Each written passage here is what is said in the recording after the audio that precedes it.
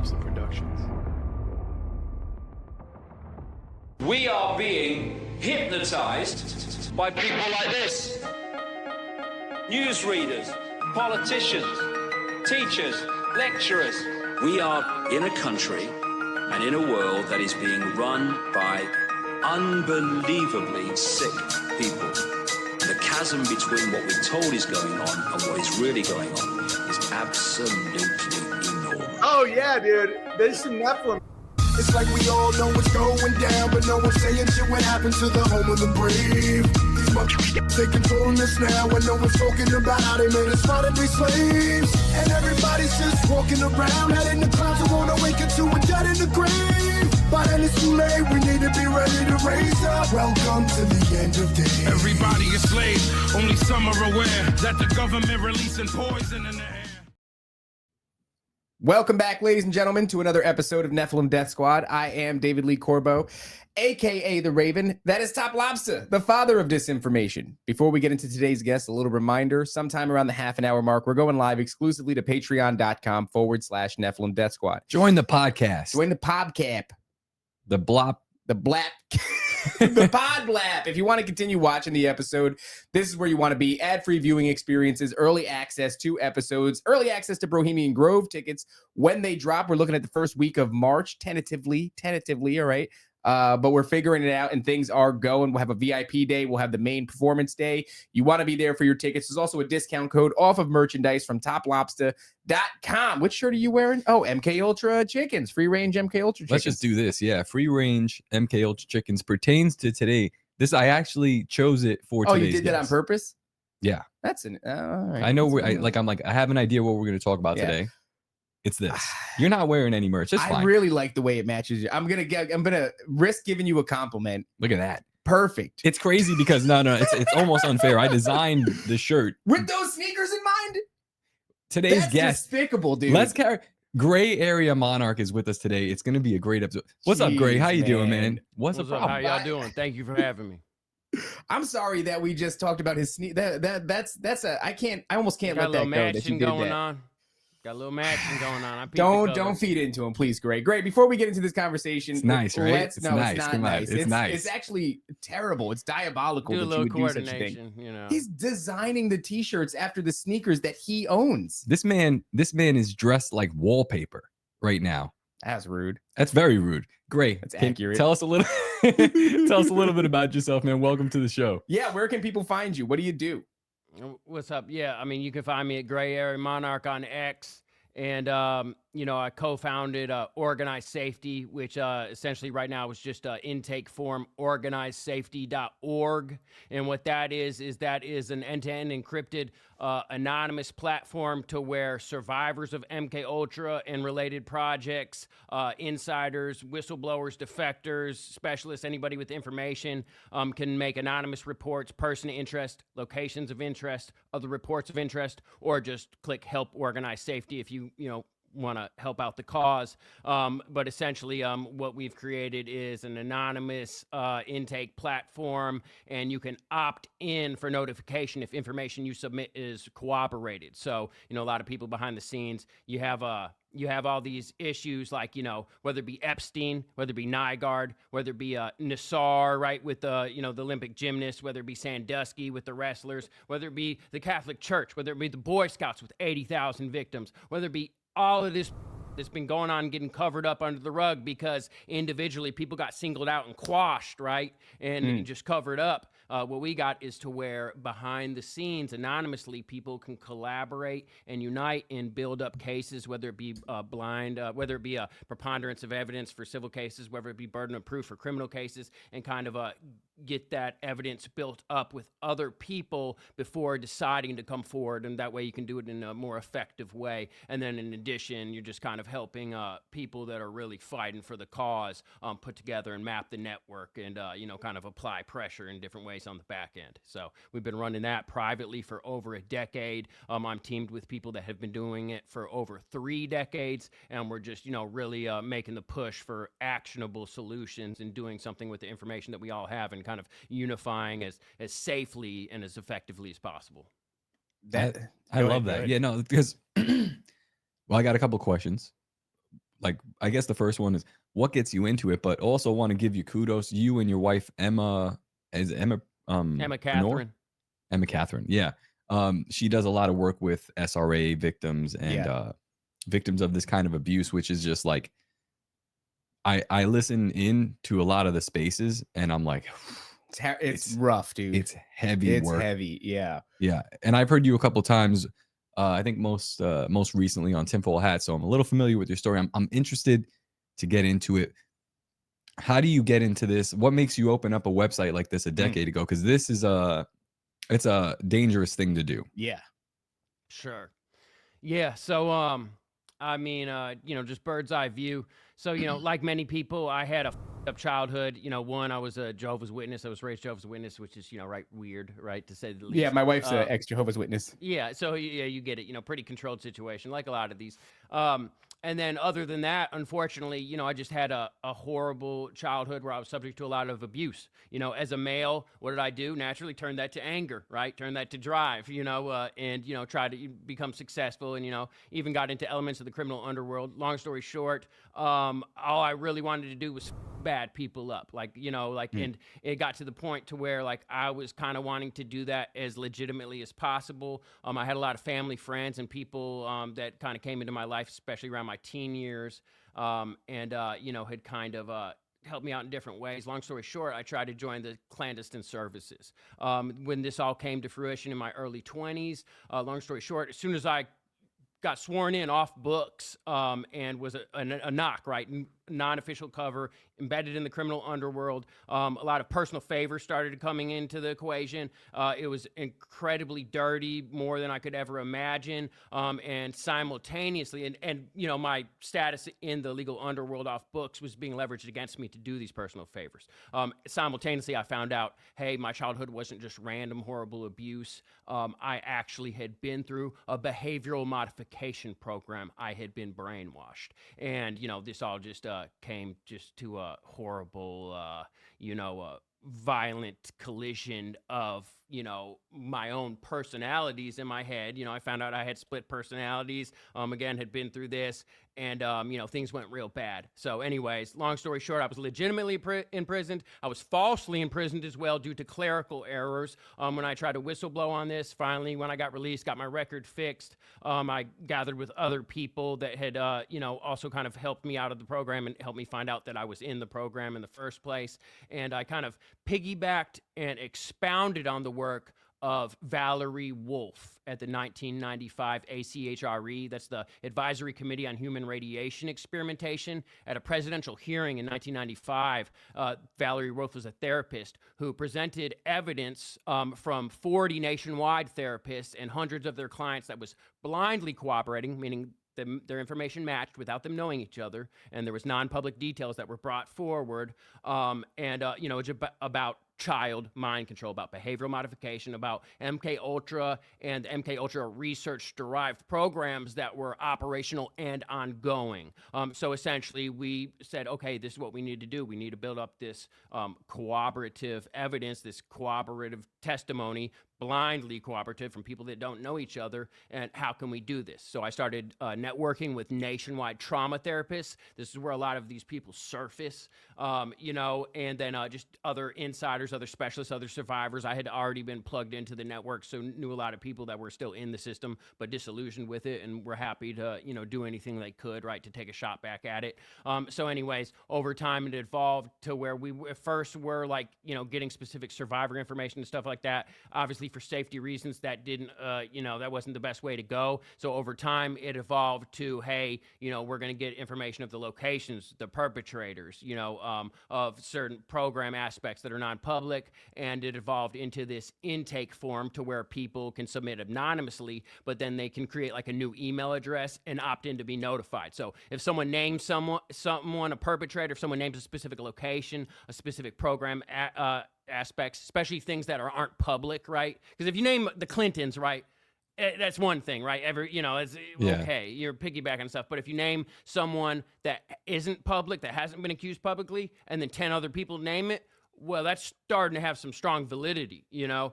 So then obviously that happens. We have people, then an organized safety liaison will vet everybody and then connect people, you know, in the background, get together and decide, hey, do we want to pursue this? Do, you know, what are the criminal statutes that may have been broken? Is there a civil case, which is less, you know, which is a lower level of evidence that's needed, you know, to be successful, and just, you know, mapping out the network and seeing what we can do. You know, a lot of briefing bureaucrats on the back end and trying to find pockets of people that aren't, and, you know, that will actually stand up and do the right thing, which is, you know, few and far between in the world of bureaucrats and politicians, and even at the top level of specific areas of law enforcement, because a lot of these areas are compromised with red tape by design, by the policy, or actually by personnel and strategic positions. But yeah, so anyways, my direct involvement, that's what led me to it. Not giving a about any of the consequences, anything, deciding to do it as safe and effective as possible to cover my ass, but also willing to take any risks. You know, you would have to kill me to shut me up. You have to kill me to stop me. You know, I don't care. This stuff has gone on long enough. It's, if people look into where these survivors surface the hard information of the therapeutic community, which are actively targeted as well if they speak out, you know, whether it be their licenses or other even dirtier aspects to shut them up. You know, it's clear that there needs to be some sort of actionable situation, like someone needs to be doing something. So I started, you know, I'm very solution oriented, right? So, you know, I just put it together along again with other people that have been doing this for 3 decades. So now, you know, it's gone on for a little bit over a decade. And in 2022, we started bringing it public to where there's a forum, a website people can just go to instead of like on the back end networking through the therapeutic community and specialists and so on and so forth. What program were you a part of when you were a child that you ended up finding out later on in life? And did you ever find out how you came to be inserted into that program? Yeah, so here's the deal. There's a lot of programs, and I'm not going to be naming things that aren't public because that kills the validity and taints kind of like, you know, kind of like the way we vet people if they name it behind the scenes, right? But the one that is public is Monarch. Again, that's been watered down like greatly, and we can kind of get into what Monarch is because there's Monarch Mind Control, which really builds off like Artichoke and has like different exact mind control mechanisms in there. But Monarch itself is actually a breeding and placement program. So I was a part of Monarch. What do you mean by breeding? So, I mean, you know, people are line bred, like just like working dogs are bred, right? Just like, you know, horses are bred, you know, just like different things. People are being bred selectively. A large part of that is disassociation is hereditary, but there's also like traits, there's aptitudes, there are things that are passed down, you know, just like if your last name's Baker, somewhere back there in the generation, right? Maybe your people were bakers, maybe your people were blacksmiths, you get it. So, yeah, no, there's a breeding program to where people are generationally bred and there'll be subtle, you know, interferences and, you know, intercessions where, you know, things happen, right? There's breeding programs that exist. I mean, it's just a thing. And placement, obviously, you know, just like monarchs rule territories, there's placements, whether people be placed in legislative, executive, and judicial to unite the powers that are meant to be separate within a corrupt group, right? So they can get their way, or whether people are placed in, you know, as a newscaster, as an anchor, right? If people are placed for a major podcast, or if people are placed, you know, into the sports world, whatever it is. So it's breeding. But these things, they're done in a way, right? Where like when you imagine a breeding program, you almost imagine people locked in a facility, you know, going through, this is much more like to, you know, to kind of pay homage to the shirt, like a free range situation where these people have to be able to live a life that at least affords them the illusion that this isn't the case, that they're controlling it. Yeah, because I think if you, you know, people do escape from it and they do say like, I was part of a family that, you know, engages in this sort of thing. Nathan Reynolds. Right. But the best operation is one where like, you know, a child can reach adulthood and have very little inclination that was the case, or at least if they do have an inclination, certainly not to the scale that it actually happened to them. So it's like a free range situation, right? I mean, these aren't, you know, by large and far. By large and far, yes, it's a free range situation if you want to equate it to that. There is, deep underground military bases. There's like specific lockdown programs and labs with controls and isolated situations, all that. That, wouldn't be Monarch as much. Monarch, yes, it's much more a free range situation. Really what it is, it's a gestalt. It's, to where the, the sum of the pieces is more than just what they add up to be individually. Yes, it's a self-replicating machine. It's a self-replicating, self-enforcing, autonomous machine that's meant to span generations, right? Anybody's expendable. People have hierarchies programmed within them, and the most suitable goes in to fill a spot when someone is removed from it. Yes, it's a free range situation. There's very subtle interference. There's, a lot of matchmaking. I mean, if you even look in some parts of the world, it's typical for like cultures to join families and to kind of arrange marriages and things like this. Well, if you get into high up families, even in the US still, that's not so far-fetched to where like people are kind of routed together.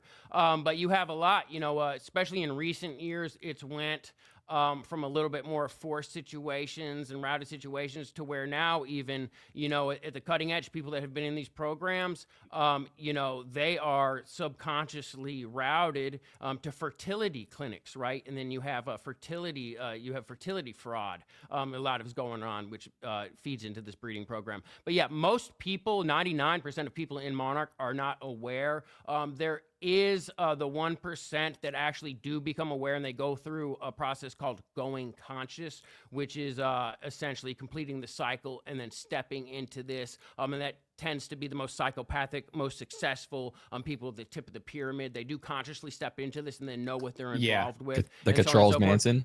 But the majority of, no, Charles Manson would not, even if he We're talking about like world leaders, maybe, right? We're talking about world leaders. We're talking about industry moguls, stuff like this. Yeah, like essentially like people get forced to do like a certain ritual as a kid, right? Like just like take this for example. You have like Amish people, they go through Rumspringa. You know what that is, to where I'm actually not familiar with Rumspringa. Okay. So Amish people, when they come of age, they'll have a chance to go into society and experience that, and then they can choose to come back and live it, or that Catholics get confirmed, right? You have like different cultures to where children are kind of forced into it. Then as an adult, when they come of age, there's like a rite of passage where they can decide to do it. So in Monarch, there's actually a step too, to where like people that have went through it, if they've been chosen, if they've been vetted and they fit, they tick all the psychopathic boxes, and, they think they can actually bring them into the fold, right, into the club, and actually like consciously. Because if you get involved at a certain level, there's no way to hide it and to not realize what you're a part of. Like, right, if you like go into this full time and you're 24/7, like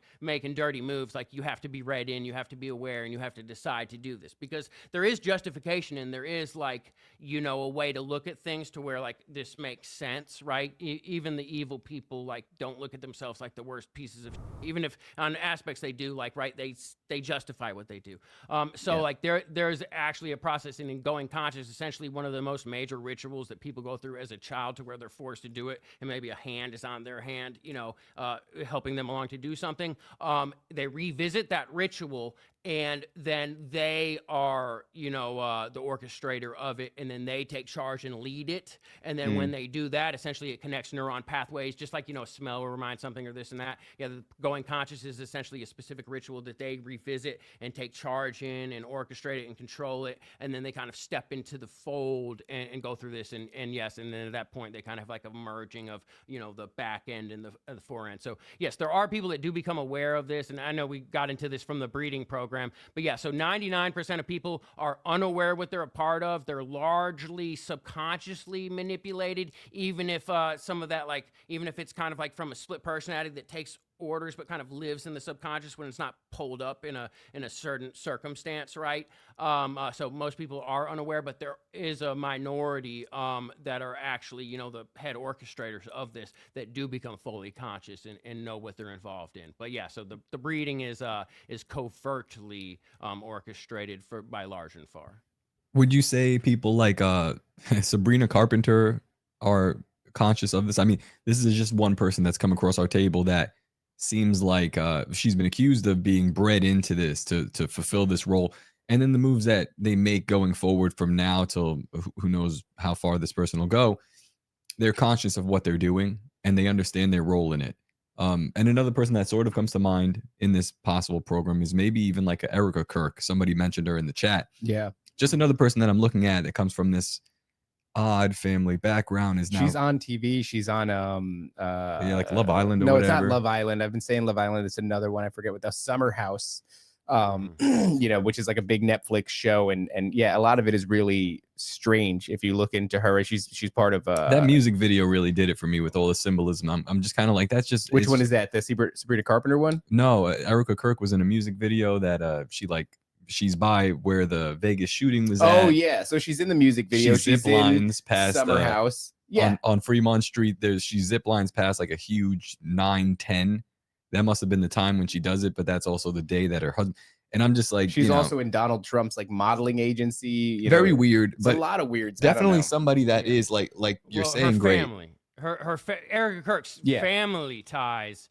You have some serious boxes ticked. Okay, when you're getting into the Raytheon, you're getting into all that. And here's the thing: is like a lot of this conditioning.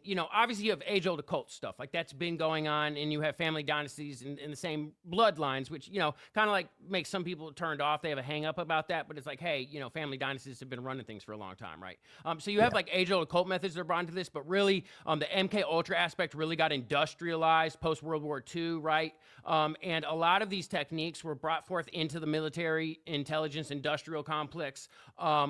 It's specifically safeguarding certain programs like our nuclear programs, Manhattan Project, so on and so forth, because they can't just trust people not to talk, right? So like there's certain conditioning. You have different levels. You have behavioral modification that just encourages silence and compliance, and then has some fail safes to where people self-regulate if they disclose unauthorized information. They'll have some post-hypnotic suggestions that basically make them go crazy and confuse their disclosure and discredit themselves. And then if that doesn't work, kind of themselves, something like this.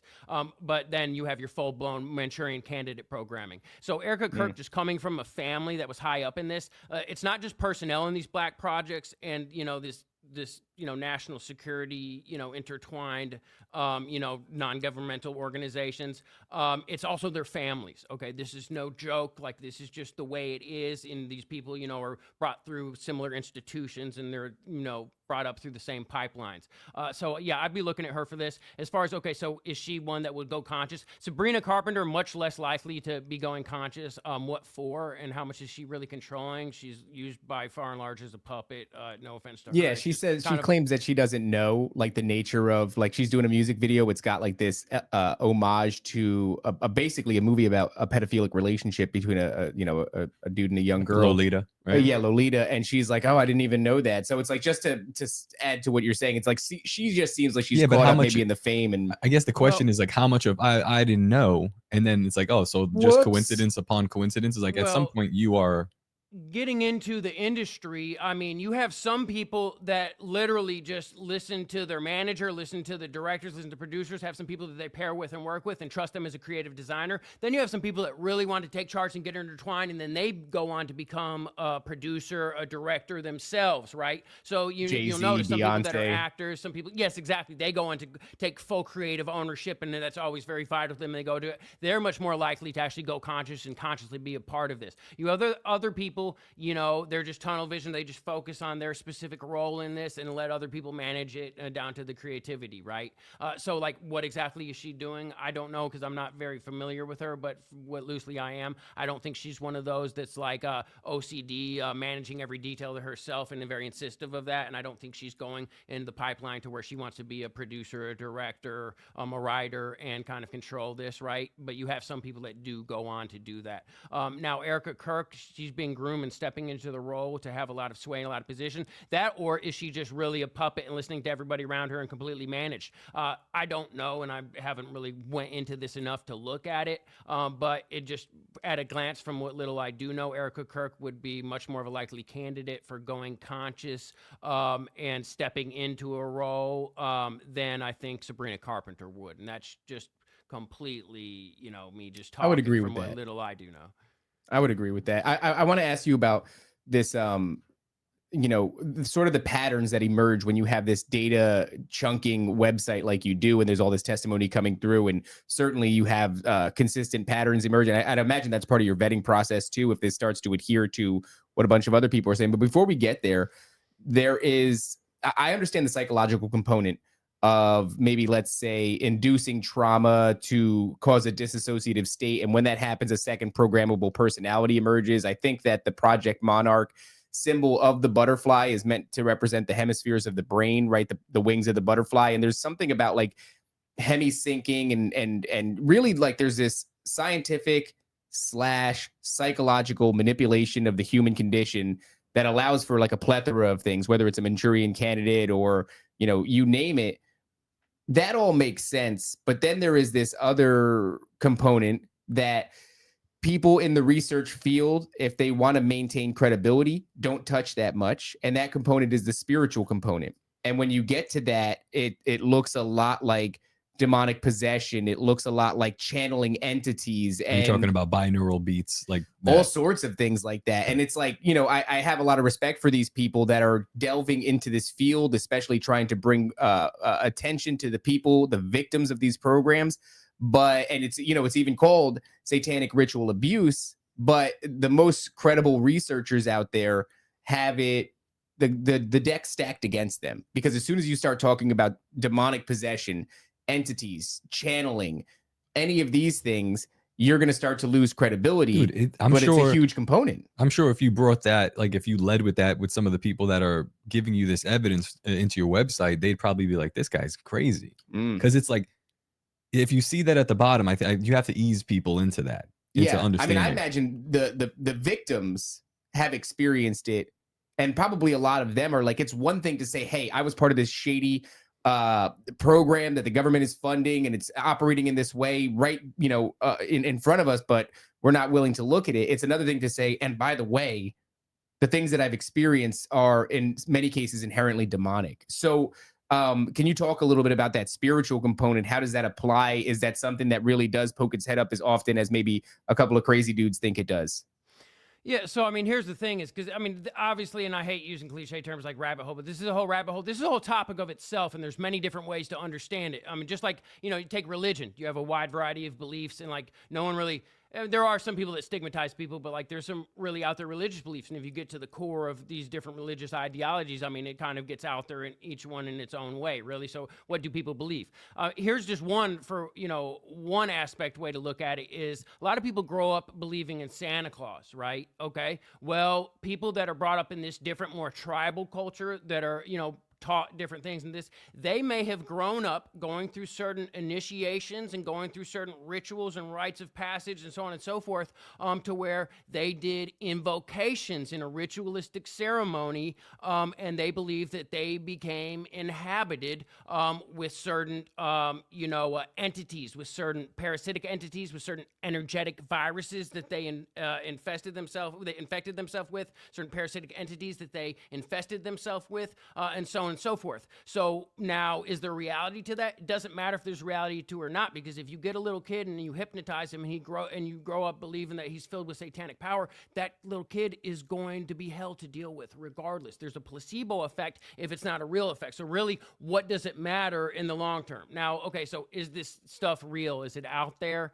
I mean, you know, we see this much of the spectrum, right? This much of the spectrum, right? You don't see the data flowing to your phone. You don't see a lot. You don't even see what's microscopic, such as parasites and stuff like this. So are there other forces out there and all that? I mean, I think that most people that partake in any mainstream religion would say yes, that there are on different levels. Now, the nomenclature, the way that you describe this, the way that you articulate that will be a lot of turnoffs for people. But a lot of people describe the same thing in many different ways. Is there a spiritual component to this? Yes. Is it real? It's real as much that it affects people, whether it's actual external spiritual entities and, consciousness that's affecting people, or it's just internal placebo and just dark neuroscience mechanisms and behavioral neuroscience applied. To me, it doesn't matter because there is an effect of it. So, you can go on all day and go down that rabbit hole and have a deep understanding in this intertwined in religious ideology.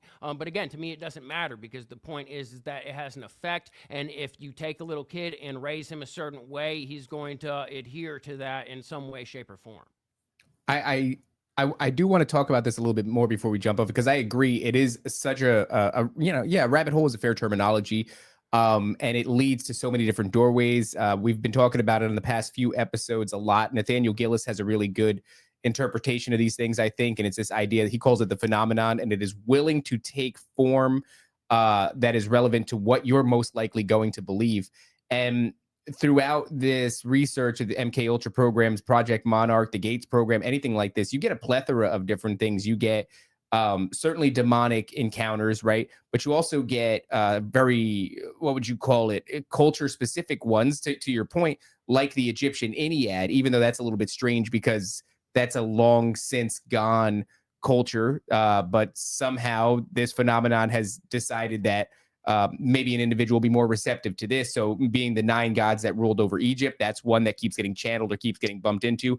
Certainly now with the popularization of UFOs, alien grays, that phenomenon popularized not only through, strange happenings and UFO abductee testimony, but also through Hollywood. So it's really fleshed it out in people's minds, like what this sort of thing looks like. So a lot of these people are also claiming this. I wonder, before we depart from this, could you say in your data chunking, which of these things is coming up most often? And I'm not saying that it is thereby definitively that thing, but I think it's an interesting piece of information. Sure. So, I mean, it depends, like with the age of the person that's involved. Kind of the younger, most contemporary thing is definitely more getting into like a more stricter alien, whether it be Greys and, Nordics and things like this. That comes up a lot. A little bit older, you definitely have a lot of the Egyptian rites and things like this getting in. Really broadly involved across the spectrum is a lot of this, like kind of like a earth, kind of like spirits and kind of like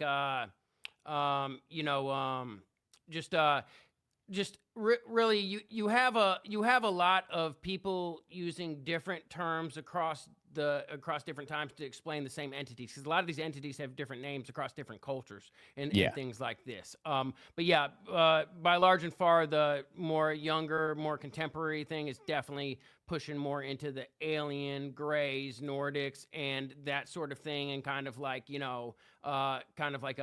ancient aliens sort of aspect, right? And then a little bit further is more going into like the spirits and stuff like this. The basis for this, here's the other thing, is that you have trends in the data from people that are kind of more newly aware subjects, and then you have people that say at the more extreme spectrum have been through like dissociative trauma therapy for like a decade, right? So a lot of these people that have been through dissociative trauma therapy for a decade are finding out, hey, I went through this specific function, and this was brainwashing, and essentially I was put through a hero's journey, and I was drugged, and I had this technology, that Stanley Coren helmet, the God helmet, of like manipulate my brain, and then I kind of went through this whole experience in vision, and this was all inside, and then it's kind of like you find that these things are taking form of like how it is effective to suggest to them. Well, it's funny because there's Ericksonian hypnosis, which is really going with someone. An Ericksonian script kind of goes with their psyche, because you don't want to go against the flow, right? You want to kind of go like, what do they already believe in? What can you piggyback on and ride with? Kind of like a keto. You're using their own movement against them, right? Because if you have to fight them tooth and nail and go against every single aspect, they're more likely going to break through and not agree with it. But if you go like with it and then kind of try to steer their already existing beliefs, right, and their kind of tendencies, then it's a lot more effective. But really, like you're getting into this, like by large and far, you're looking at Enochian, right? This is really, really, really common, and you're looking at Solomon magic. You're looking at the 72 Sigils. Yes, like this is the basis, because and you can look at biblical times like, oh, Solomon. You can say, oh, the Solomon of the temple is the mind, this and that. Well, really, what this is like I equate these people to cosmic fishermen, to where you'll have the 5 senses, right? And just like a fisherman will make a lure and craft it to catch a specific fish, these people will have a certain color, which colors are also on frequencies. You have different sound, a different hymn, different frequencies. They align these frequencies. You have a certain act or a sin, if you will. You have certain visual stimuli. You do all these different stimuli, and then you go cosmic fishing for a certain thing that's out there, right? And essentially, all these seals, what they do is they correspond to parts of the brain, autonomous systems. You have just the different parts of the brain or corresponds to different demons that you can invoke, and then you can kind of gain mastery over these parts of the brain and processes that are usually subconsciously and autonomously regulated. So a lot of this is kind of like brain hacking, if you will, right? To where you just go through this very weird trauma, but it's like a 5-pin. You have your 5 senses. It's like a 5-pin lock to where you have your pins are all aligned different. Then you go in and turn, and it opens that part of the mind, and you have access to it, and you can kind of make subtle changes, change the settings, right? So what you're really getting to across the board is you're looking at, Solomon's Goetia. You're looking at the lesser key of Solomon, and then you're looking at the legiment and the ligament, and I don't know the standard terms for these things, but you're looking at all that. Solomon magic is definitely the one, and then the Enochian system of protocols of communication, the Enochian magic, which is, kind of like the baseline for a lot of these hermetic societies and stuff like that. This is what you see. We accidentally figured that out. We had a guy, Citizen Dion. And you remember this? Mm-hmm. He claims to be one of the people that were doing crop circles in the UK. He says 80% of them are done by people. And we were kind of like investigating further, like, well, why are you drawing these signs? Like, where you, and he says he's getting them as downloads. And I ended up showing him like a chart of the lesser keys of Solomon, of the sigils on there. And I go, he didn't know what it was because I cut off the heading. Words, yeah. Yeah, I was just showing him sigils. And I was like, do you recognize any of these? He was like, yeah, mate, that one. I was like, you ever put one of those on the floor? He said, yeah, I put that one on the floor. And I'm like, why? He's like, I just came like a download. They draw it out. And I was like, okay, interesting. Anyway, and they're like, I don't want to alarm you. But it's looking like sigils for demons, dog. This is a huge problem. Maybe that's not the best way to phrase it, but it's like you're dealing with people have just become comfortable with hearing out victims of satanic ritual abuse, let's say. And they're accepting it. Okay, something's happening. You don't have so many people coming forward telling the same story. And then especially with like this kind of believe victims culture, I think we've really opened up the doors, for better or for worse, for hearing these people's stories. But it's like to then layer on to the public, this is Solomonistic sigil magic. You know what I mean? It's like, but it's like over and over again, that's where it ends up going. And it's an uphill battle. I don't know what this looks like going forward. These people need to have their story shared. People need to be aware of this, but it is so much more bizarre. I mean, once you're immersed in it, once you understand it, you're like, no, this isn't bizarre. I can see the functionality. I understand how this thing works. But when you remove the entire thing from the public awareness, it's like, damn, dude.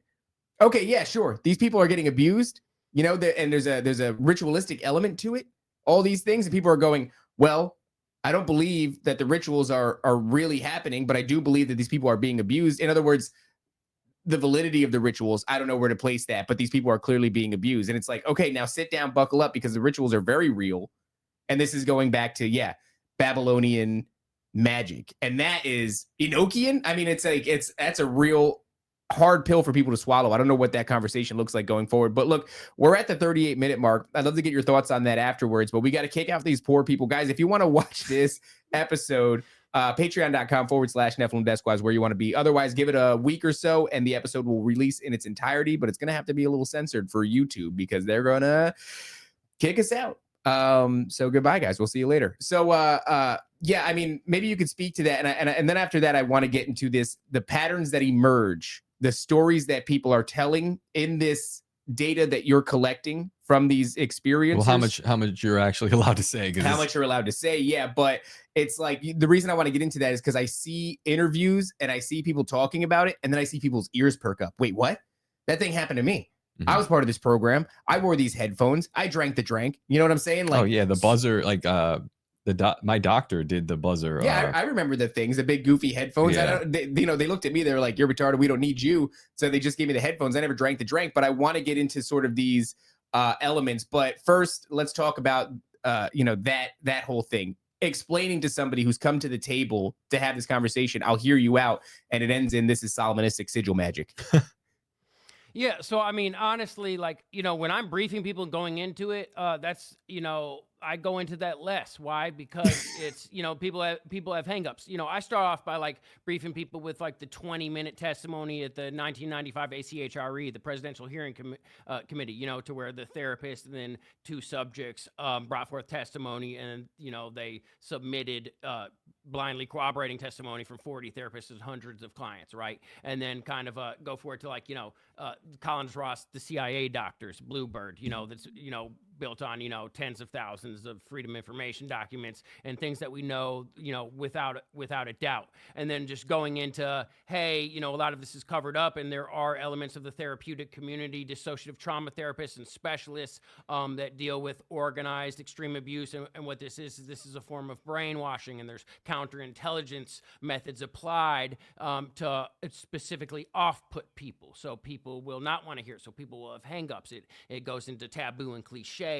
But, essentially what this is using dark neuroscience and applying it as unethically as possible. Behavioral dark neuroscience, and people are being brainwashed. Like, here's where you can get the information. There are campaigns specifically to smear this information from coming out, but you can't argue with blindly corroborating data. And there is a history of this coming out in very credible circumstances from credible parties. Again, also, depending on who I'm showing this to, there are groups of people with packages that we have built up. Packages meaning, say, we have 2, 3, 10 people that have some corroborating information. People, and we're talking about people that are, current senior project managers at Raytheon. We have, people in NASA. We have people that are celebrities in the music industry. We have actors, things like this, to where they have agreed that on extremely controlled circumstances with people that were vetted, we will show on a case-by-case basis the testimony and the supporting evidence and other verifiable information of packages to specific people to show them like, hey, these people are saying this. Why would all these people say the same thing who didn't know each other, and we're putting this together to paint the picture? Like, obviously, this is a large program that's ongoing. How does it look when we go into the ritualistic element? I mean, again, I do that lesser. Some people believe in that and kind of go into it. If they already believe into it, it's already a little bit easier. But otherwise, I just focus on the dark neuroscience aspect, because I mean, people are affected by specific trauma. It just corresponds to different parts of the brain, symbology, all this. Things are rooted in, just like octagons in red. Even if they don't have the word stop, like, you might automatically respond to that because it's been drilled in from young. I mean, it's just taking advantage of certain things. And it's a lot of neurolinguistic protocol. It's just a lot of the way the symbology and pre-linguistic things that are embedded in you from birth, just due to the environment, affect you. Like, it's just really simple, actually, if you break it down how it affects you. Like, to address this, you don't have to believe or don't have to have a deep understanding of all of this. For people to heal, yes, all elements do need to be addressed, because not only do they use very scientific methods and stuff like this, yes, there is heavy, involvement of mysticism, and it goes into the beliefs, because they use they use the absolutely anything that can be used, they touch on that, right? So yes, for survivors healing, that needs to be addressed, but for people to recognize the validity of this and then address this actionably, they don't have to agree or understand every single aspect, and I don't ask them to. So I don't always go into that. If it comes up, yeah, we discuss it, but it's one of those things that you can get lost on, and again, I don't push for anything other than action on verifiable data. So, that's really what it is. But I have a very down-to-earth briefing process where I walk people through kind of like the checkpoints from Paperclip, link the involvement from Paperclip to Iran-Contra to now the UAP involvement, from the 1995 ACHRE to some of these books written based on Freedom of Information Act documents to now the current testimony and the packages that we have ready to show people behind the scenes. I got a couple of questions, but I'm not even sure where I want to, because the next couple of questions could lead this wildly in one direction or another. But all right, we spoke with the guy Randy Goodman. He's an SRA deliverance minister, and something he said, kind of like always, I ask it or I mention it all the time. He says when he's doing the deliverance with the people who have been subjected to satanic ritual abuse, if they are delivered, it's all good. And sometimes they can go on to lead a somewhat normal life, meaning like they have broken whatever programming and they're able to now function in a different way. And I go, well, this seems dangerous for you. And he says, it's fine so long as these entities, not even necessarily like spiritual entities, but like even government entities, Like seems dark actors. something. He's like, they get their package back, or their information packet from It's almost the like their person. program that they put in. Yeah. The way he likened it was like, is if you're putting like, like a chip in someone's head. and they're like, and I I gotta was come like, get back my chip. yeah, I'm like, do you mean like a folder? Like, what do they have? Information? And he was like, no, it's not. They just get their information back. If they can get their whatever back to put in the next person or for confidentiality, they don't bother with him. Because I was saying, you know, if you're like tampering with their system, deprogramming people, or at least trying to, Tampering with government property. yeah, what the hell does that mean in your opinion, where these people are getting back their intellectual property from a subject, and how does that even work? Yeah, I mean, in my experience, I don't completely agree with that statement. I mean, here's what it is, because, you know, I deal with tons of deliverance ministers, you know, therapists across the board. Again, they're using everything. And here's the deal is, okay, who is he dealing with? Is he dealing with people? Because you have a huge amount of people that have went through this base level, but a lot of this, again, when it got industrialized post World War II, paperclip through the NDEA, you know, here in the U.S. through the National Defense Education Act, and then just stemming to where all the proxies, and there's kind of like, you know, self-regulating, self-replicating mechanisms that are, you know, making these subjects, you know, they all get this base programming, go through this base trauma that the government doesn't want to do itself, right, and keeps their hands clean, and then they can pull from that pool of abuse children, right? Like, you know, they have even like the government through clandestine services is teaching pedophiles no-mark torture methods like spin programming, to where they can create this traumatic base that then they can grab certain subjects from it later and pull them into the program. So like, okay, who is this guy going through this deliverance ministry with? You know, he's helping these people perhaps face this trauma and release this. And yes, whether you see the entities as real or not, the point is that there is such power and control that is demonstrated to these people when they're young. They might not be able to face it on their own. So going through and using a higher power to release this, especially, is allowing that psychological mechanism for them to release it themselves. And, you know, whether it's real, okay, so the real, that is happening through the higher power and through, you know, whether it be through the power of Jesus or whether it be through other deliverance methods. So it can be real, it can be not. But the point is, so like these people that he's, doing deliverance ministry to, are these active assets that are really like enrolled, like as an operational asset that's being utilized common, or is it just kind of like a reserve sleeper force that not necessarily has ever been activated or upkept and isn't like currently really enrolled in an operational program? So that's the aspect, because like it's all going to depend on who you mess with. How useful was this person and how deeply are they involved? Because if you touch through certain people, like, yeah, there's going to be lashback, okay? Like, and one that's already like individually installed in specific people to where they may sabotage or do it themselves or something like that. Then you have the localized network, right, of people that are directly handling them and also ultimately responsible, and punishment would befall them as well if their asset gets out and leaks information. And then you have, you know, through the top as well. So like if you go barking up the wrong tree and you mess with the wrong people, you better believe there's going to be some lashback. You know, the other thing is, through this like deliverance ministry and stuff, you got to understand, especially when people get into like the government level program to where in active operations, there is a method to where like these people go through this and there's a surface level integration that allows people to think they're healed and free, and they have a slight change, but the underlying mechanisms aren't actually undone. They don't have the 1-800 numbers that change on a basis according to the day that they can call in and report. They don't have the access of where they can be activated in those codes and that layered mechanism. Like, you know, so it's like, how free are these people actually, right? So like, as far as he's talking about these people get their packets back and stuff like that, what are you talking about? No, that's not, I have no idea. the way I see it, that's not an actual thing like that. You know, like if these people are free and all that, like there's not like a set amount of spirits that they can send out that inhabit these people and then they're going to come back to base and be used on another person. It's not like you're pulling these chips out of the people's head and be like, okay, we got to reuse this chip because we have a finite number of chips. That's not a thing. That's interesting. Have you ever seen the film Weapons? It's a new one. It's got sort of this idea of like witchcraft done to children in a public school system that causes them to become like weapons when activated. And Yeah, they're just not hiding it anymore. It's kind of hilarious. yeah, and there's all these things. I don't know if Operation Paperclip was 48 or 45, but I've kind of drew this connection to it almost seems like they're hinting at Operation Paperclip in the back of the film, and because I can't watch anything anymore without looking at all like the crap that they're trying to say in the background. And it's like they keep showing you images of 1948. It's like written on a chalkboard. It shows up on a pamphlet. It's over and over again.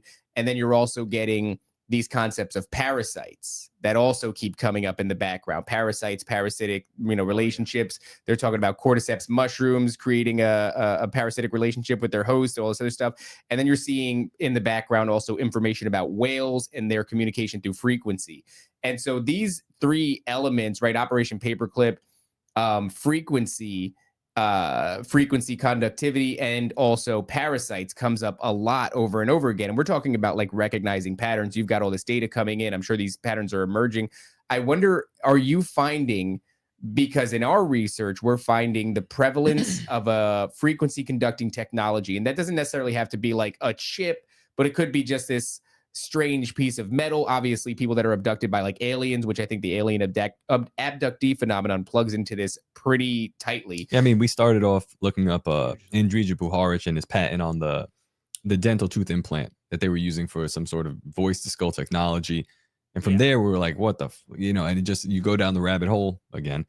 And it seems as if they've gotten a lot better at this stuff. Yeah, it's gotten to the point where I'm actively suspecting that one of the points of like the vaccine program is to get these known heavy metals to cross the blood-brain barrier so that they can settle there. And it's like the most effective version of a metal-based frequency conducting technology, but it's straight to your brain instead of to your tooth or something like that. And it's in everybody. Yeah, and it's in everybody. And so then, you get into the telepathy tapes and these nonverbal autistic kids, and now they're communicating telepathically. I don't want to go there, but where I do want to go is in your data, in your research.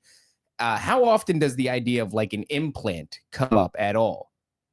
Oh, so the implants are, almost, especially if they're used at a certain level, implant standard, whether it be a real implant or whether it be, fake pseudosurgery that made them think they have an implant. So they think that they are constantly being monitored by an all-powerful entity, and this goes hand in hand with what's called report programming. Because like the number one thing, there's base programming. People, if they're going to get used in this, they have to have successful base programming. And base programming is essentially like there's like a stop halt command. So like they don't hurt their programmer or anything like that, especially for males, right? And then you have essentially gamma disinformation, which is like unauthorized disclosure if you go outside of this compartmented, neural network or whatever you want to call it. There's different terminology again, that they will essentially, abreact and like, start injecting nonsensical information or even sensical information that's irrelevant, right, to confuse their disclosure, gamma disinformation. Then omega, which is, kind of like programming and stuff like that. So you have your fail safes that are installed. You have your stop halt. You have your disinformation and then self-harm fail safes. It's super priority subjects. It goes from self-harm to homicide and stuff like that. And then also, apart from that, is you have your report mechanisms, and the self-reporting mechanisms is to where the people will essentially monitor themselves and report on any information. There's unauthorized disclosures, especially externally, but even internally, if there's breaches in this neural network, right, in this self-contained situation, if people start remembering too much in the middle of the night, especially, they'll report on themselves, and this can happen through phones and stuff like that, and get wiped and all that. So people go through this base programming. So part of this is often an implant. Here's the thing: is nowadays, especially if they went in the government end, implants are pretty standard, and they have them so microscopic. And there's different types of implants. You have implants that got much smaller over time to now there's like, unfortunately, like it literally is self-assembling nanites and stuff like this. But But just to let you know too, this is identifiable. If they have real implants, this can be done. Is they go either in a Faraday cage or an anechoic chamber, which is expensive and hard to get into. But essentially, you can use a spectrum analyzer, which sees all the frequency bands and stuff like this. Now, these implants by default are dormant, so they won't just be broadcasting a signal. But if we have certain bands of frequencies, and these bands, I want you to know, some are registered in NATO, some are Naval Research Lab. There's a few others that I'm not going to get into that aren't public. But what can happen is you can burst a certain frequency at them, and specifically at the point in their body where there is an implant, or just generally. And then what happens is that implant will become powered and will burst back. And what they do is they burst kind of like in a Morse code, but it's a different encrypted mechanism, right? So like it is a verifiable situation. If you get these people to isolate, where you can isolate the frequencies, have a spectrum analyzer, and then burst the frequency at them, it can make this implant come out of its dormant state and burst back. So there is monitoring, there is implants, it is a thing, but also there's definitely a lot of fake implants, and there's a lot of processes to where people go through this so they think they're being monitored and they think they're powerless. And then this also reinforces the part to where, hey, they better tell on themselves so they face less of a punishment than if the people see it and they didn't report on themselves, right? Because there's part of them that's made responsible. But it's not just technological implants. Also, what's really heavily utilized is that there are deliberate parasites used, and even cultured parasites, and there's also fungal networks. And you can even look in, Department of Energy has a patent specifically for fungal networks. And if you think about this, it's very interesting, because you go into autistic kids and stuff like this that have these things, and like, okay, so the human brain, it's capable of a lot of things, right? And we only use a certain percent and stuff like this. So maybe there is dormant parts from way back before we had developed in certain ways or whatever, before we were modified, whatever you want to believe. There's different parts of the brain that have different abilities. You have a fungal network that goes in, and what does it do? It maps out everything.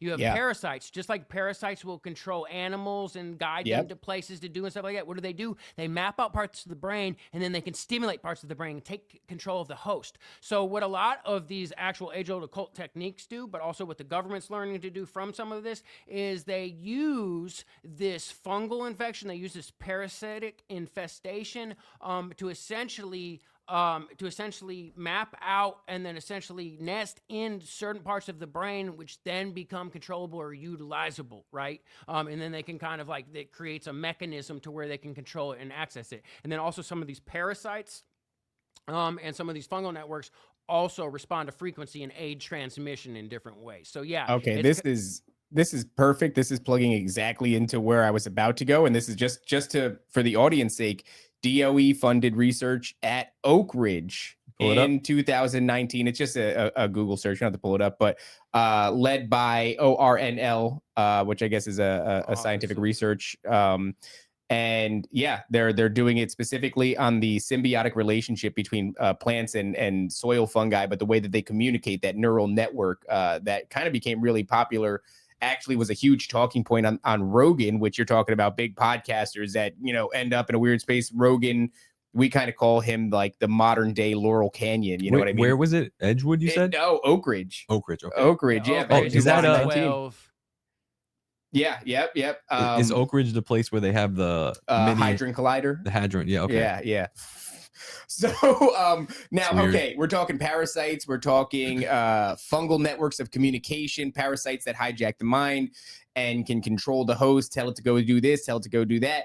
And even the frequency conducting technology, just to go back to the whole alien abductee thing, we listened to somebody recently. This comes up very often. They claim to have been a lifelong abductee victim. They don't see it as being a victim. They see it as like being super cool, whatever. But they were given an implant at a young age. That implant allows for two-way communication, both, auditory, but also it shares the visual cortex between them and another entity, tall Nords. You mentioned them before. That's apparently what's going on here. But this isn't an isolated situation. So people will often talk about these implants creating that form of communication. So we've got parasites that are telling you what to do, right? We have frequency conducting technology that is putting you in a two-way communication with entities. We're also talking about a fungal network that communicates. There's a lot of communication. There's a lot of, this is bringing me right to what I wanted to ask you. On this show, we're very comfortable with the idea that schizophrenia is not at all what we're being led to believe by the medical industry, but schizophrenia is actually an external thing communicating, or maybe it could be, but it's outside of your own psyche. In other words, it's not you that is experiencing a chemical brain imbalance of some sort, that this is actually something communicating with these individuals. I got to imagine schizophrenia comes up a lot in these testimonies that you're receiving. Yeah, I mean, there's a large part of people when they sought, official help that they were, diagnosed with schizophrenia and, medicated and stuff like that. So, yeah, I mean, schizophrenia comes up constantly. I mean, and a lot of people start, self-diagnosing when they start finding out something's wrong and all that, and they say, oh, I might be schizophrenic when they look it up and stuff like this. But yeah, definitely is a relationship with schizophrenia. And what's funny too, is schizophrenia is what split mind, if you look into exactly what it is. So, when you go to dissociation or whatever, and, it's funny because even the memory and stuff like this, there's a lot of thoughts that like the brain is kind of like a switchboard, and a lot of this, is non-localized, and it's actually out there, and information is coming in and out. And there's even been events with like people with like brain damage and stuff like this, which you're missing parts of their brain and then shouldn't have access to certain memories and things like this. There's even or they have like they'll learn a new language, or they learn a skill. They're suddenly a savant at the piano, or they're a mathematician. Yeah, or they're so a there's really good definitely podcaster. Like some weird relationships. And I do want to mention though, so like, you have your fungal aspect, you have your parasitic aspect, you have the technology aspect. All this is being researched. Why? Because just like with MK Ultra, with the 149 sub-projects that we know of, where they research every single modality and every single thing, all these things are being researched. What's the most effective? Okay, what are the pros and cons? Is this interruptible like this? Can people flush the parasites out? Can people zap the technology with this and get rid of it? Is this technology detectable? Is this have its pros and cons? Is there certain genetic factors that anchor in more with other people? Is there predispositions to things being more effective? And then some companies just want their own proprietary thing because, some of this information is split up and there's different factions that, have advanced in different areas, right? So, a lot of these things are just overlapping things, right? Because if you, have a dog and you really want to get them and you put a GPS tracker on them, right? Like that's one aspect. But like, okay, what if happens and they slip the collar off and they don't have the GPS tracker? Is there another thing we can do to make him identifiable? Then he has a chip in him too, so they can get scanned. Like what all, so as many layered things you can have, you want to stack them, but also there's just different facets of research and they all have their benefits, they all have their pros and they all have their cons. So this is something that's rolled out. That's free range MK Ultra chickens, right? If you have this many modalities, this is something that you could really implement at scale. But what is the purpose of from Operation Paperclip to go from these like isolated incidents of just Manchurian candidates, not necessarily isolated, but in much smaller of a scope, to proliferating it across, I guess, the entire world, but definitely America. I know America seems like ground zero for this program. Why everybody? Why spread this out so thin? Why make everybody susceptible to some form of this? I mean, like you watch children's television, and just the switching of the scenes every 3 seconds is a form of mind control. The flicker rate of your light bulb or even your TV, it's making you suggestible to whatever. And then we're not even mentioning the things that are inside of your body that are we're convincing you whether you're eating it, breathing it, or injecting it. Why spread it to this large of a level? Well, and just to touch on this, and there's patents to support some of these flicker rates and different things that, to where the TV even, right, will kind of put you into trance and stuff like this. There's different aspects of this. Well, I mean, here's the thing is, the people doing this, what do they want? They want power and control. One, this is the top-down approach. The people that get the Manchurian candidate level programming tend to be the people in positions of power and governance and the people with influence. So you get your top 1%, like the military-aged, the number one show for military-aged male demographic, right? They'll want that person as a Manchurian candidate. Whether it be the president or governors and senators, they want those people as Manchurian candidates. Their decision affects others, and so people in positions of power and influence, they'll have the most programming so they can have control over the others. And it's not feasible to do that to everybody. Now, obviously, they're implementing this in a more widespread area and down to controlling social media algorithms and stuff like this. Also, hand in hand, you go with the flicker rate and different things and the different scenes in the shows. It's also lowering attention spans, which, it controls the way they get information. But so here's the thing is, they want to control the populace. They want the populace to be okay, and they don't want to have to fight them hand and foot. They want worker ants. They want two classes, a master class and a slave class. They want people to rule over, because you got to have that contrast. Otherwise, you're nothing special, right? If everybody's on the same foot. So you got to have that contrast. But like, they want control. They want, unquestioned, all-encompassing control of people. So if you don't get them when you're young and you don't exercise that control over the populace, they're not going to be subservient. They're not going to be efficient. They're not going to do what you want, because these people also want to progress. So say, hey, we're going to roll out this technology, but this technology is a double-edged sword that can even be used against us, just like the internet, right? So what do they do? They put different steps in place to say, hey, we can do this, but still we need to have the populace under our thumb. Hey, we want to do this. We need to build this new technology. We need worker ants to do this. We need worker bees to do this. So we'll get the populace to do this, but we need to control them and make sure they stay in their box. We want them to own nothing and be happy. We want them with the low attention span. We want them to do their assigned roles. So it's just all about exercising that control and power, because they want to rule, they want power, they want control, but they also want progress and to build, and they have to control the community. Also, the community that's not controlled becomes a risk, because again, when they have access to all these different things, they could make waves and unite against. So like, they have to have, why wouldn't you want to affect the populace with this? If you're the type of person that wants to exercise power and control and wants everybody to do what you say and work for you and work towards the goals that you want, you need to control them. Otherwise, one, you can't do what you want, and two is they might turn against you, right? Especially when they find this out in this age of interconnectivity.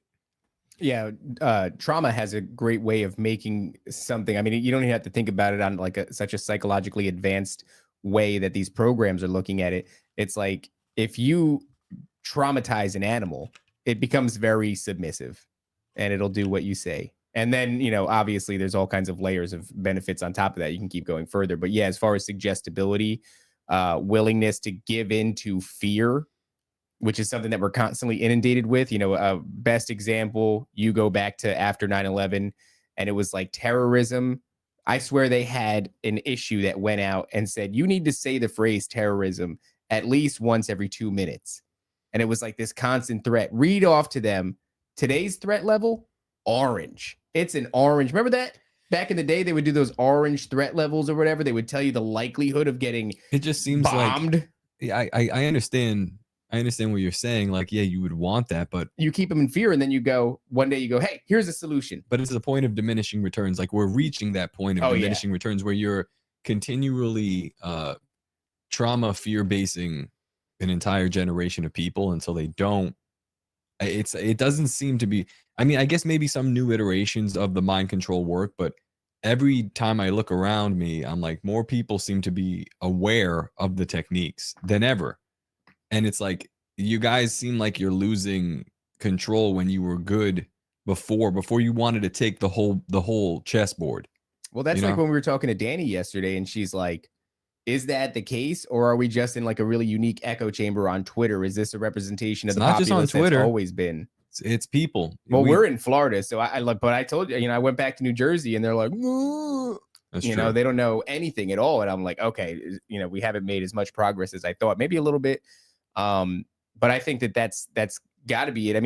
Even just on a utilitarian thing, it's like, if you want to invade a foreign country, you first have to traumatize us, constantly inundating us with all kinds of horrifying crap. The Charlie Kirk thing is like, if you want to spur some sort of a movement, if you want to subvert and create a revolution here in America, and I'm not saying, you could say whatever you want about Charlie Kirk's death, that image of him lurched over and all that blood pouring out of his neck is like, the first couple of days afterwards, they no longer have to strap us in the chair, Clockwork Orange style, and peel our eyelids open. We're just willingly doing it with this little black box in our face, just watching this dude bleed out over and over again. It's like, but I want to get into the Gates program. We don't have a tremendous amount of time left, and this is something that's really fascinating. It's become kind of viral, at least in our corner of conspiracy realm, right? Certain corners of X or what have you. And it's hard to say definitively what it is. You get a lot of really fun stuff. One of the examples I like to use is there's like a YouTuber. He was kind of really early on the YouTube wave, so he's famous. I don't know his name, but he's got a big show. Had a lady come on. She comes on, starts talking about MK Ultra. And he started talking about the Gates program, and he experienced what a lot of people on the internet have been experiencing. And that is, hearing the details of what the Gates program is like and realizing that he had been subjected to it on some level or another. And I think a lot of us understand a lot of the elements. Some of us have experienced more than others, but by the end of it, he was left basically shocked that he's like, oh my God, I've been through this thing. From where I'm sitting, it kind of looks like maybe a selection process. What is the Gates program? Where is it happening? And what's the point? Yeah, so I mean, when you get into GATE, we're talking about gifted and talented.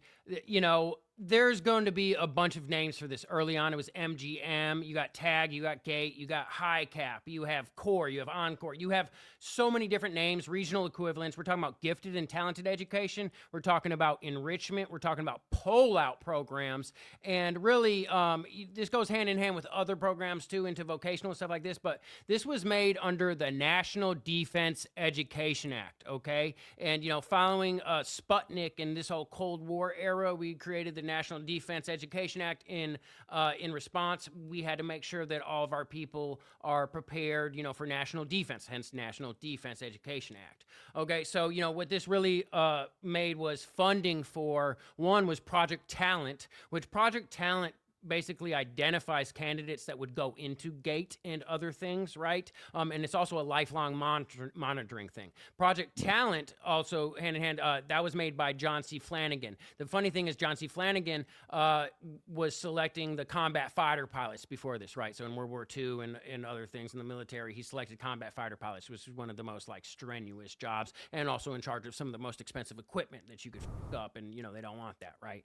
So Project Talent, John C. Flanagan is finding these people, right? And then with Project Talent's plan program, which was computerized curriculum, okay? Now, it's not always the whole curriculum adjusted. It might just be that people are took out for a GATE class or a pull-out enrichment class or regional equivalent, whatever. But some people actually skipped grades. Some people went into a whole separate thing, right? Even different magnet schools or different things like this, right? So anyways, the Project Talent goes hand in hand with GATE. That's the selection and all that. Then in GATE, yes, a lot of people, you know, with the headphones, you know, with the Zener cards, with the pink drink, with all this, like this was another step in the selection process and finding people that were suitable to then funnel to further programs, you know, and it wasn't just PSI testing, because I know a lot of people and a lot of way this is presented is that, hey, this was testing for PSI and all that. Yes, that's a major aspect of it. And just to touch on the PSI aspect,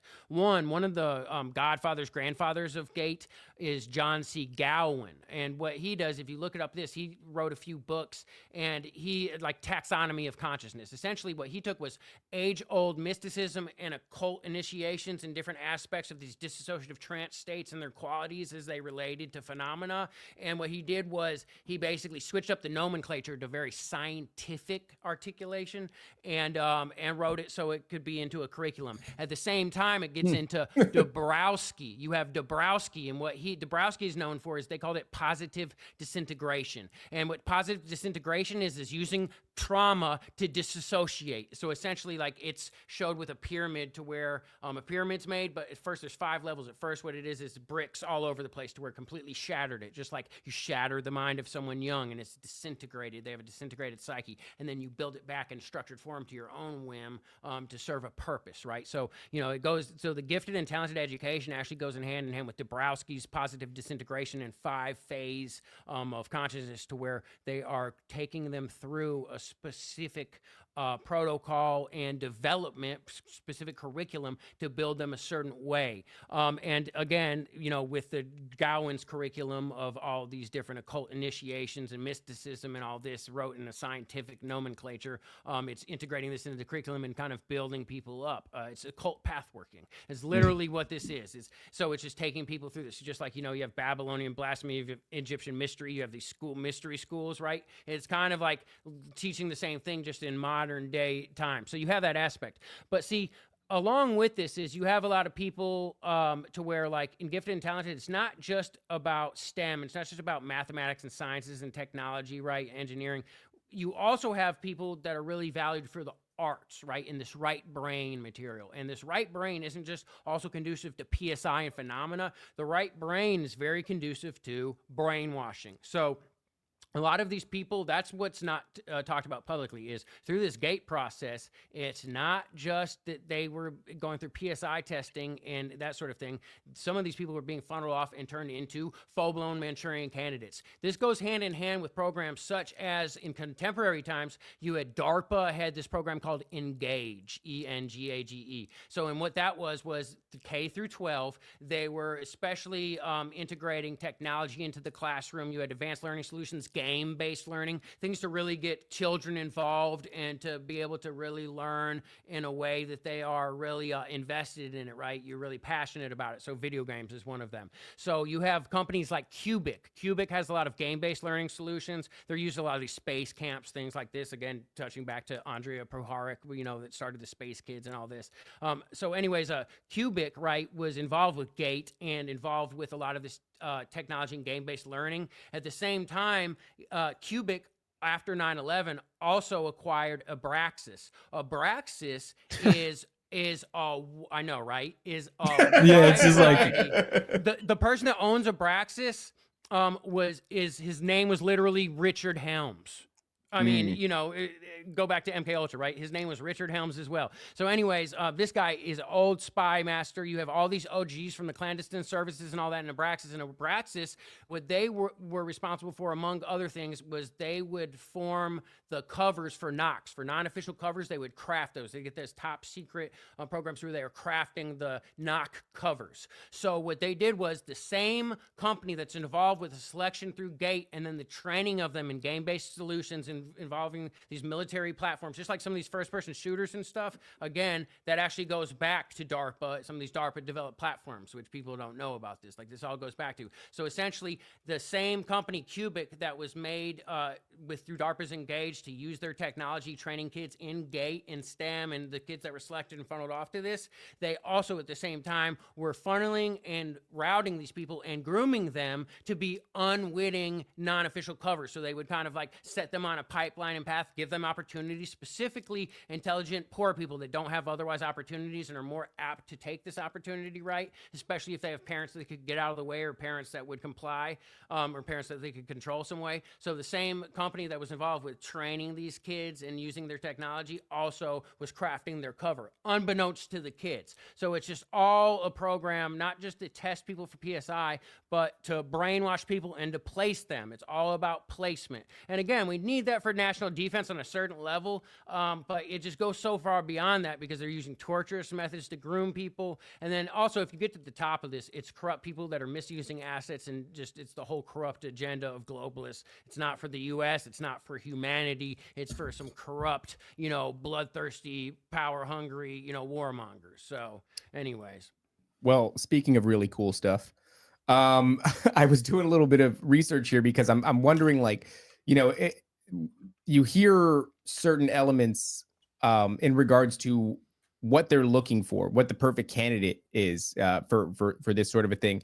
And genetics comes up obviously quite a bit, but one of them that is lesser known that popped up on my radar not long ago was this idea of heterochromia. And as I'm doing research here, I just want to shout out Emma, because if you just do a little bit, like I'm trying to look for it and it's hard for me to find anything. And I go, well, what about Grok? Like, what is Grok, the all-knowing, intellect entity Grok? What does Grok have to say about it?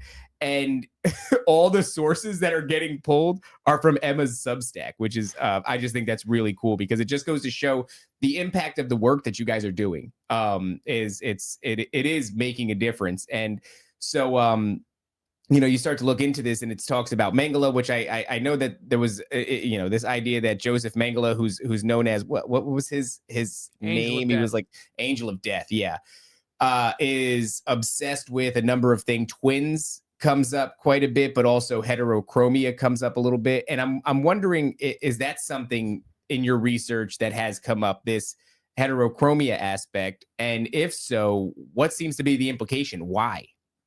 Yeah, so central heterochromia specifically, there's other aspects too, but central heterochromia is super common with subjects in this that have been through this, and that specifically seems to relate to the theta programming, and the PSI aspect.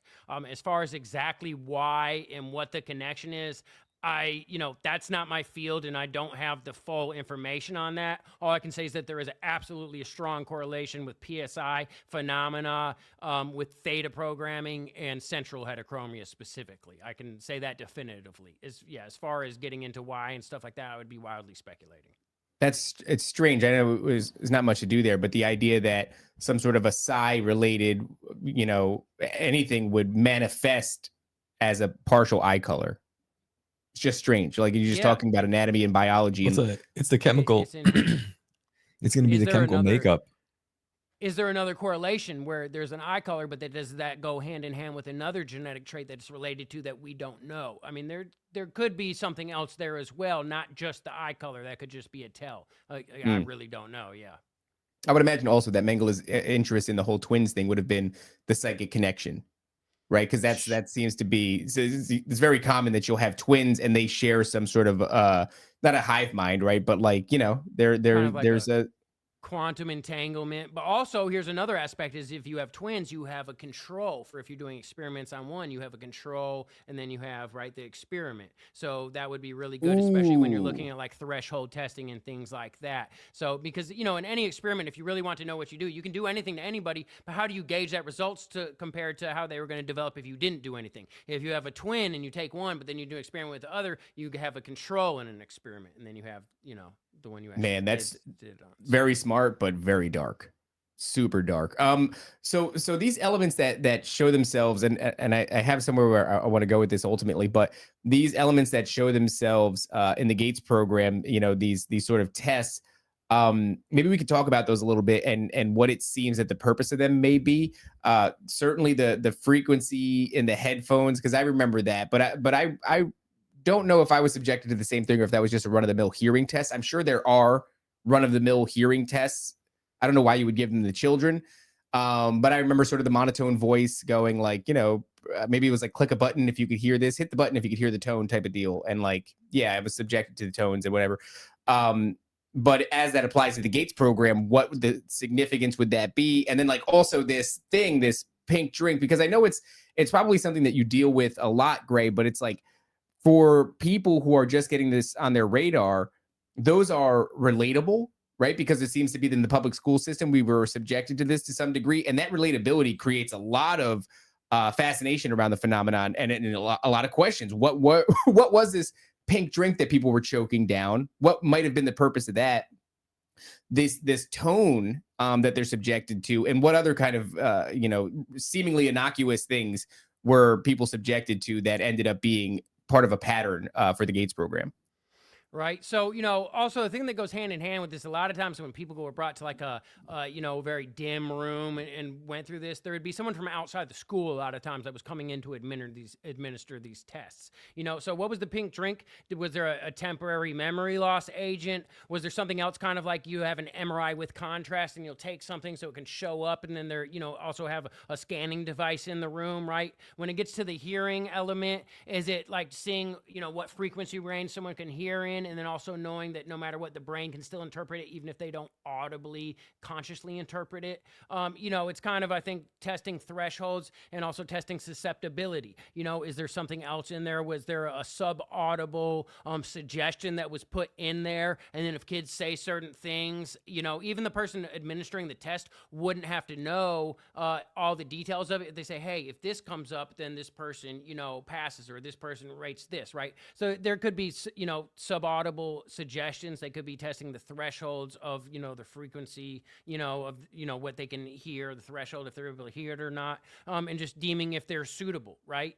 Just deeming how suggestible they are, deeming, the bandwidth of the frequency that they can hear in, and things like this. Either way, 100%, I don't know all the exact details of it. What I do know is that, that was kind of the vetting screening process, and that some people were then selected and funneled first further into sub projects or other issues. You know, it also could be pretense to say, oh, hey, you have a hearing problem. Oh, you have this. Oh, we need to put you to this vocational therapy. We need to do this, and then be a pretense for, you know, funneling you to another class or another aspect. You know, it kind of opens the door to a few things. Yeah, I don't have all the specific details on exactly what it was, but I do know that it was a step in the screening and vetting process. And then, you know, certain children were selected to get routed in other places from there deeper into the actual program.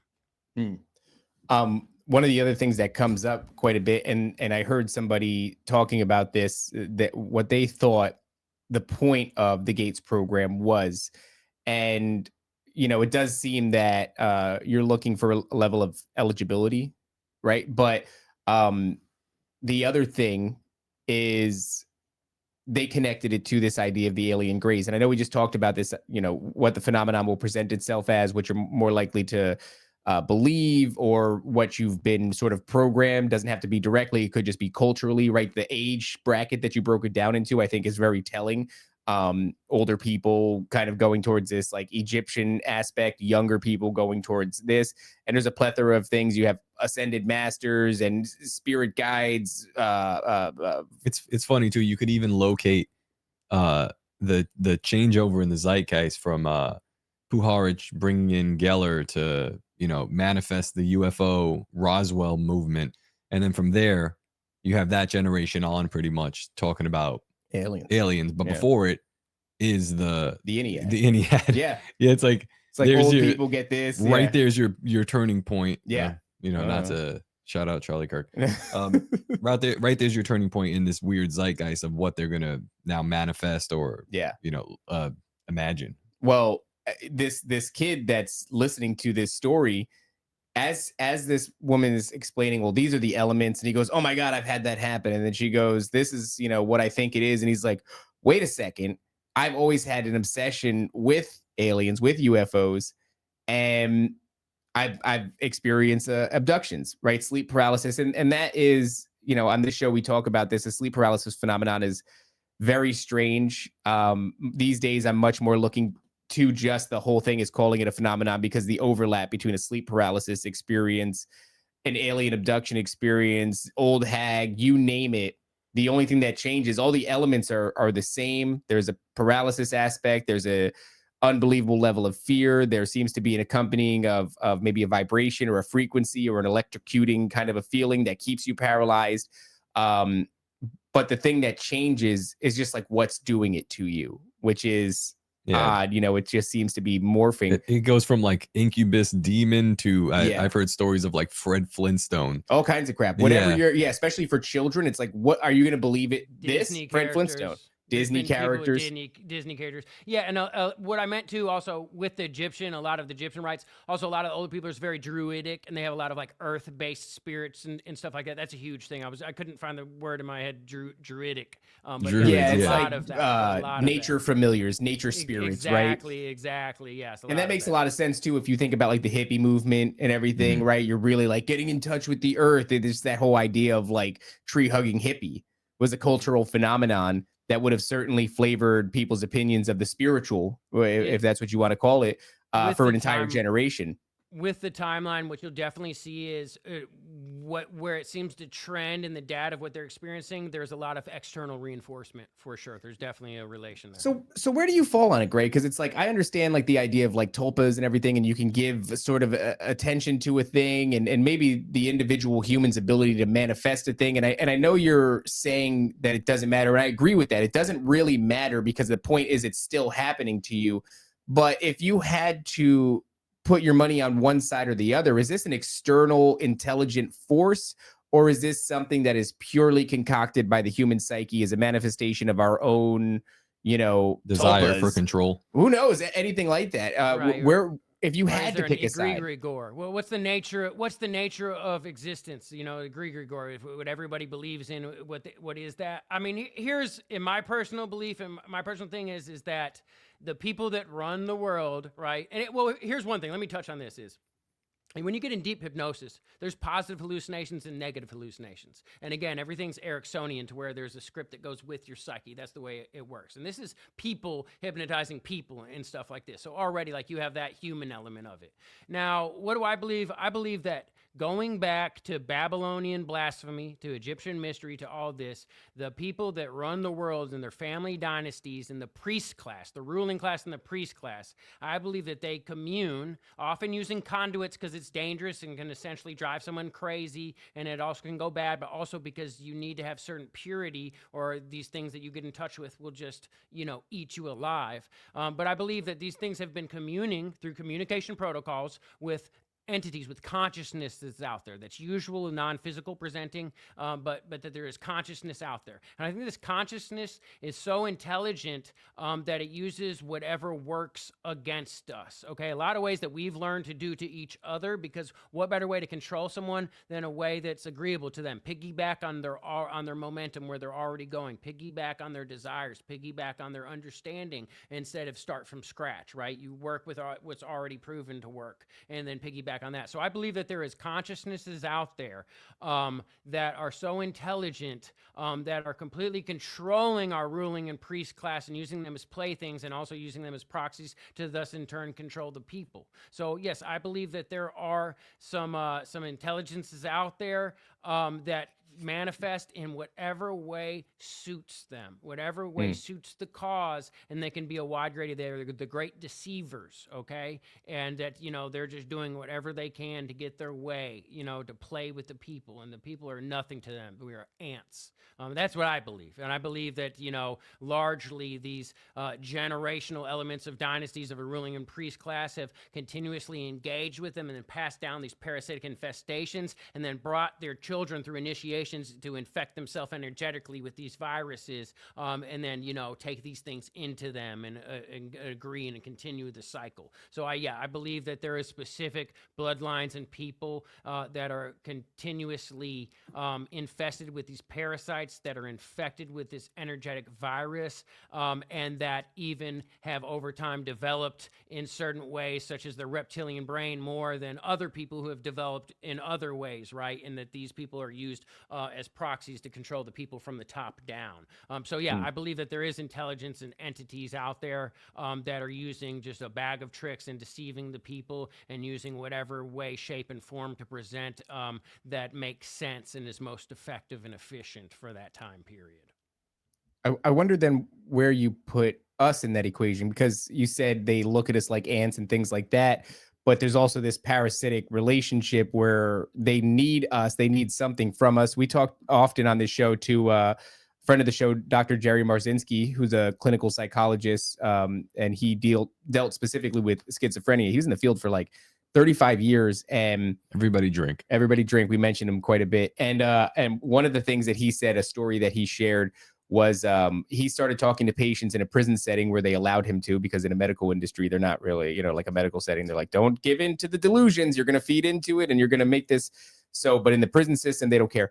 So he starts to speculate on whether or not these things are actually external to the individual, that they're not just auditory and visual hallucinations, and decides to start recommending to the patients, hey, talk to them, like deal with them like they're external to you. And then he would say things like, can I talk to the voices when talking to a patient? And for a long while, they were really, they would reject that. And he would say things like, well, what do the voices think about me? And they would go, they're not happy with the idea that you're addressing them that way. Eventually, one day, there's like a bit of a breakthrough. And one of the patients tells him that the voices are telling Dr. Marzinski that he has no right to interfere with their way of life. Now, that's interesting. We'll put that to the side for a second. There's another individual who I communicated with who wrote into me, claimed to have a symbiotic or parasitic relationship with an entity. There was a sort of a Faustian bargain, I guess you could say, where this thing gave to him success with women and a couple of other things, information being one of them. And what it got in return was a sort of a loose deal. It would be able to feed off of his energy and also experiencing him. And so he was allowed to ask it questions. And, this is just a story. Who knows what it's true? It might have been true to the individual. But does that mean that it's actually how things went down? Either way, one of the things that I found interesting was this entity told him that its existence was parasitic and that eventually they came to go separate ways. He asked it to leave. It was sad about the situation, but was willing to leave, and basically expressed to him that without a host, it would eventually cease to exist altogether. And so let's just suspend disbelief for a second here and go, okay, parasites comes up constantly. Parasitic relationship. They seem to feed off of us. I'm willing to accept that idea. Loosh seems to be a theme that pops up quite a bit. I've experienced it myself. I'll put my chips there. These things seem to need us in some way, shape, or form. And yeah, they do manipulate world events. They co-opt our leaders and our priest class, like you've said. And they're nefarious and they're horrifying. They don't like to be called parasites. They don't like to be called parasites. That No. seems to be true. And they seem like they might not be doing so well if we don't give them what they want. What they want. What do they want from us? What are we? Is what I'm getting at. We seem to be small in comparison to them, but they're going through unbelievable lengths to do this to us and have done so for quite a long time. It's a great question. What are we if we're this like biomechanical machine that can be hacked in such a deep and intrinsic way? Like just the techniques of the last hour and a half that you've been explaining to us, some of the stuff I'm gonna have to rewatch the episode because it goes over my head because it's crazy. But it's a lot of work. That's clear. Yeah, it's a ton lot of of work to suck on us. What the hell are we? Well, I Recall mean, that, we please. are, we are hosts. We are vehicles they can use to interface and experience through different senses that they don't as readily have as disembodied spirits, as disembodied parasitic entities, right? They are living vicariously through us, right? I mean, what do you want? We are different from them, right? They already have their existence. They're using us as a vehicle, as a meat suit, and they can interface reality with reality in a different way and experience things. Because what is existence other than a set of experiences? I mean, I don't know. I mean, that's the way I've always seen it. You know, they just what other point is there to do anything? You want to experience it. You want to live it. You know, just like if we do something, you know, you do different things. You know, whether you hop in a car and you get to experience going fast and around town faster, or you know, or whatever. But you know, you get to hop in a human body and you get to taste. You know, you get to touch. You get to smell. You get to live and have that experience. Maybe you can even experience sadness, maybe, you know, and you can't usually experience that in their form. Who knows? But I think it's just a suit, a vehicle to interface and experience differently from what they do.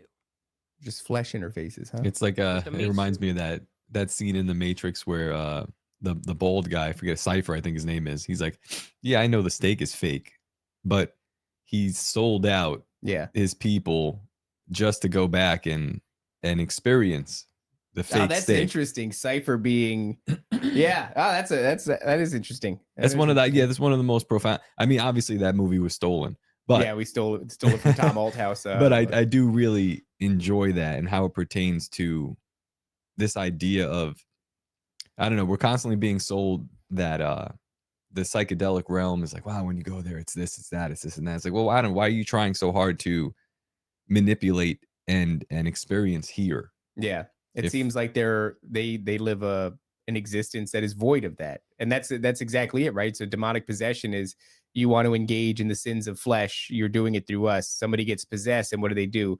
It's self-destructive tendencies. It's drug use, it's violence, it's all the extremes. It's like they're waiting desperately to break through, and when they break through, they're like, gotta interact with this realm in an insane way, because they're just hungry for it constantly. Gray, I want to respect your time, and you know, with that, we're going to come to the final question of the show. It feels like a heavy one in this one, given I what really you wonder. do. I've been thinking since the beginning. It's like, what is he going to say, What's dude? he gonna say? Given what you do, but at the end of the show, we always ask, you know, our guests this, and we always get interesting answers. Do you like how I match my shoes with my shirt? Nobody No, likes that's how not- you match your shoes with that's your not the shirt, question? dude. I still can't believe that. That's not the question, dude. The question is, are you having fun? Am I having fun?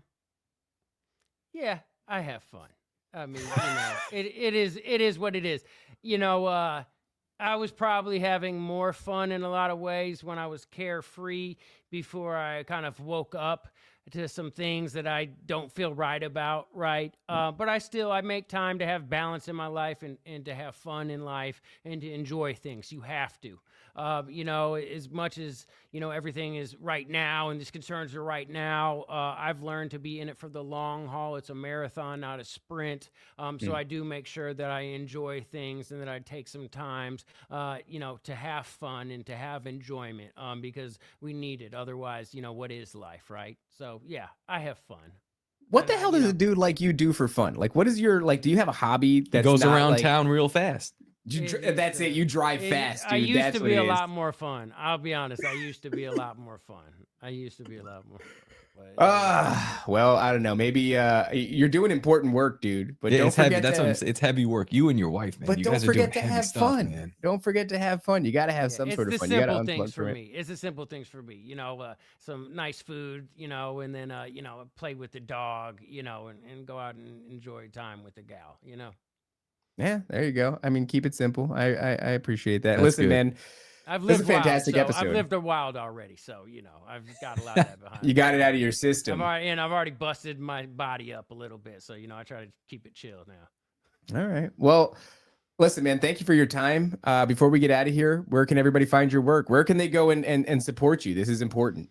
Yeah, I mean, you can find me at Grey Area Monarch on X. And, obviously, if you have any information to submit, again, that's organizesafety.org, organizesafety.org. I also highly suggest and encourage people to go support my wife, Emma Catherine. On X, she is the Emmapreneur, and you can find her on YouTube and Rumble. At the Imagination podcast. She's got over 200 individual survivors with full-length testimony, over 300 episodes, including on Tuesday, kind of do movie nights where there's like throwbacks to, old interviews and, radio shows that are lesser known that really go in depth with like the mind control, behavior modification, MK Ultra stuff. And also she's got an absolutely wonderful Substack. And on the Substack, you can also find summaries of episodes. So you can kind of like get through. You have the episode outline. You have the introduction excerpt because she's like famous for her introductions of people that kind of go with things, and then the overall summary. So in the Substack, it's absolutely wonderful. And yeah, you can find a lot of good things. And and also the Substack, nothing will ever be behind a paywall with her. But if you're in the we ask that you subscribe and share and all that's free. If you're in the position to and want to support the causes, that's great. We do what we can and, go hard for the people. So, if y'all want to support the cause, please do. Same thing, you can go to Organized Safety if you want to help that cause. Just go to organizesafety.org, and along with the person interest, location interest, or general interest, general report of interest, you can also go to Help Organize Safety. So that's there as well. So. That's awesome. Guys, if you we bring you regurgitated information, but if you like people actually doing research, compiling real life information, examples, and talking to people, helping, consider we're paying for Netflix and like that. Yeah. I get it. Yeah. I get it. Hey, whatever. Get your kids transed. Guys, go no, don't do that. That's what Netflix does, man. Go support good people. Great. Thank you for coming on, man. Thanks I'm glad, a lot, brother. It's been a while coming, but I'm glad we did this. And guys, until next time, don't forget to obey, submit, and comply. We'll see you later. The greatest hypnotist on planet Earth is a oblong box in the corner of the room. It is constantly telling us what to believe is real. You can persuade them that what they see with their eyes is what there is to see. You can't. Because they'll laugh in the face.